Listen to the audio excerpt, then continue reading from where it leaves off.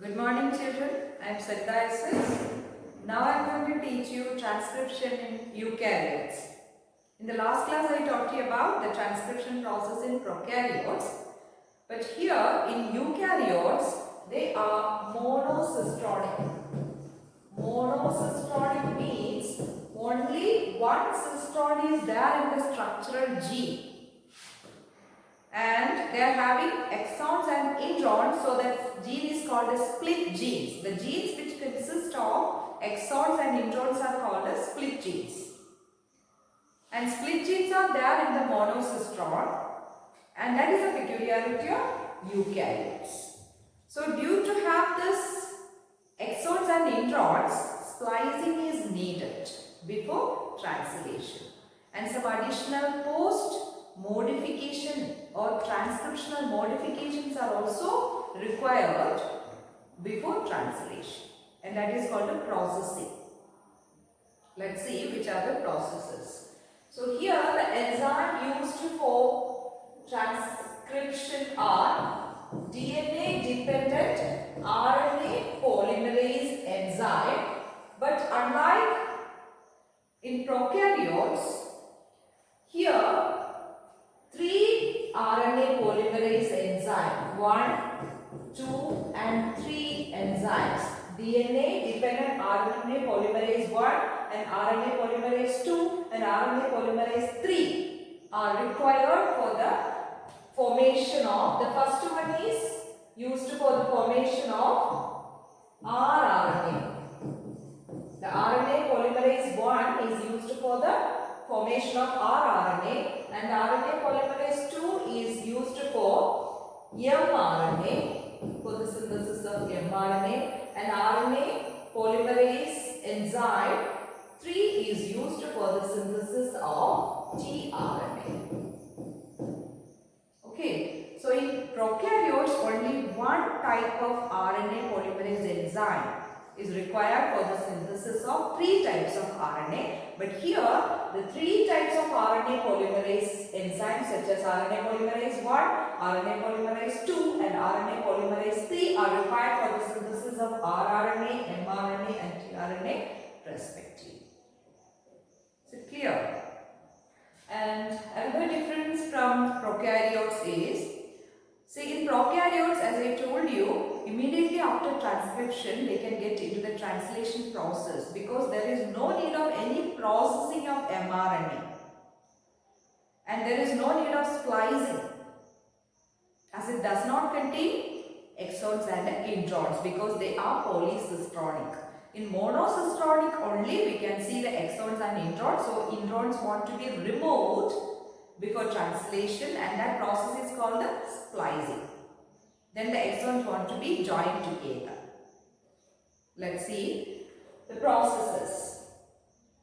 Here the steps are just like in prokaryotes. The first step is initiation. So initiation here, sigma factor is not there. So which enzyme is there for the synthesis of mRNA? RNA polymerase 2. RNA polymerase 2. 1 is for rRNA formation, 2 is for mRNA formation and 3 is for tRNA formation. So here for the mRNA synthesis, RNA polymerase 2 is binding to the promoter gene, that is the initiation. Then the strand is unwinding, that is the initiation. There is no sigma factor in this enzyme to recognize the promoter gene. The RNA polymerase 2 can directly bind with the promoter gene for unwinding or for initiation. Next step is elongation. After initiation, the RNA polymerase 2 polymerized or extend. As it moves along, new nucleotides will be added, and that do the transcription process. So we can say that is polymerization. Polymerization. Same in case of prokaryotes. And the third step a termination. So here, when the RNA polymerase II reaches the terminator gene, that defines the end of the transcription process by forming a hair loop structure. So there stops the transcription process. So after that, a new mRNA strand is formed. So we can draw like this, and that is having the polarity 5 prime, 3 prime mRNA. So this mRNA consists of exons and introns. Suppose this is exons. Okay, exons and introns. So exons and introns are there in the newly formed mRNA. So this is non-functional due to have this exons and introns. Sorry, here we can see this is an interruption. So we can consider this bold area as introns and this one exons. Okay. So exons and introns are there in the newly formed mRNA. So this is not functional, and that mRNA is called hnRNA. hnRNA means non-functional heterogeneous RNA. Heterogeneous RNA. Heterogeneous RNA, and it is non-functional. Okay, and that mRNA need to be functional. So for becoming functional, they need a post-transcriptional modifications or processing. So let's see which are the processing or which are the post-transcriptional modifications. Post-transcriptional modifications. Post-transcriptional modifications. So here, these introns want to be removed and exons want to join together, and that process is called as splicing. So before splicing, there is a processing of hnRNA. Processing of hnRNA to become functional, to make it functional, and that is capping and tailing. Capping means, so this is the 5 prime end. So capping means addition of methyl guanosine triphosphate on the 5 prime end of the hnRNA. What is adding there? Methyl guanosine triphosphate. Methyl guanosine triphosphate is added to the 5 prime end of the hnRNA, and that is called capping. So that is added to the 5 prime. So this is the, here there is a capping. Okay, and likewise adenosine residues are added, or adenyl residues are added to the 3 prime end of the hnRNA. Here, adenyl residues are added to the 3 prime end of the hnRNA to become functional, and that is called a tailing. And these two, capping and tailing, are collectively called processing of hnRNA. And it is followed by another modification that is called splicing. So what is splicing?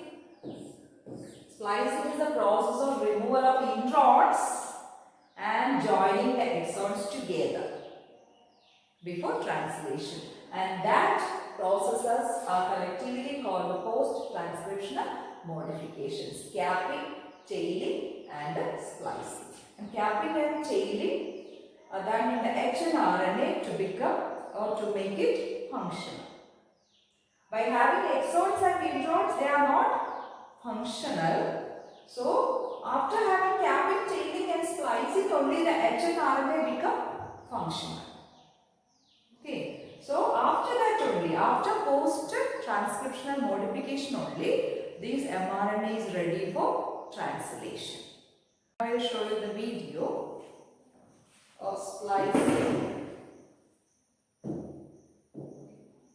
The strand of messenger RNA that is made during transcription includes regions called exons that code for a protein, and non-coding sections called introns.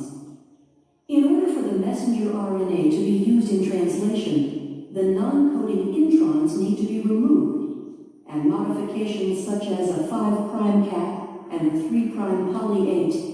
So this is a 5' cap, that is a capping, and this is a 3' chaining. Okay. Are added. This process is called intron splicing and is performed by a complex made up of proteins and RNA called a spliceosome. This complex removes the intron segments and joins the adjacent exons to produce a mature messenger RNA string that can leave the nucleus through a nuclear pore and enter the cytoplasm to begin translation. So in the last class I talked to you about the spliceosome which are doing the splicing process, and one thing I want to tell you, the transcription in prokaryotes occur in cytoplasm, but the transcription in eukaryotes occur in the nucleus. Let's see the difference between the transcription in prokaryotes and the eukaryotes. See, the prokaryotic transcription occur in cytoplasm, but eukaryotic transcription occur in nucleus. And only one type of RNA polymerase enzyme involved in prokaryotic transcription, but in eukaryotic transcription, 3 types of enzymes such as RNA polymerase 1, 2 and 3 are involved in the synthesis of rRNA, mRNA and tRNA respectively. Then the third point, no processing of mRNA. So the mRNA is not undergoing for capping, tailing and splicing etc. But here in eukaryotic transcription processing occur. And fourth one, splicing not required, but here splicing required. Then fifth one, transcription generally coupled translation. So no need of any post-transcriptional modifications before translation. So immediately after transcription they can get into translation process in case of prokaryotes, and in eukaryotes there is no such coupling and they need post-transcriptional modifications before translation. Hope you understood everything about the transcription process in eukaryotes and the difference between prokaryotic and eukaryotic transcription. That's all for today.